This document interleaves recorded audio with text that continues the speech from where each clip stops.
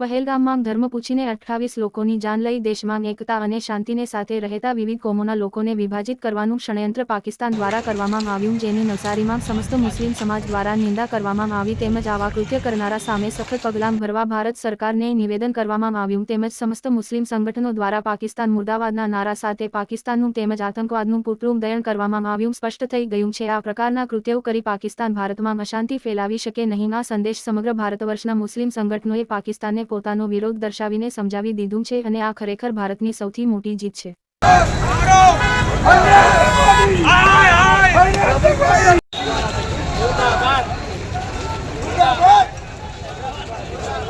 કાશ્મીરના પહેલગામની અંદર અમારા હિન્દુસ્તાનના જે 28 જણા આતંકવાદે જે હત્યા કરી છે એ હત્યાને આજે વખોડી અને પાકિસ્તાન મુર્દાબાદ આતંકવાદ મુર્દાબાદ નવસારીની અંદર નવસારી મુસ્લિમ સમાજ તરફથી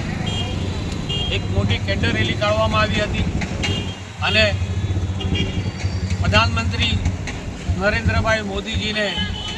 એક માંગ કરવામાં આવી કે પૂરો રાષ્ટ્ર આપણી સાથે છે, પાકિસ્તાનને નાબૂદ કરો, સાથે સાથે જે આતંકવાદ છે એમને એવી સજા આપો કે ફાંસીથી વધીને સજા અને એમની સાથે જે કંઈ હોય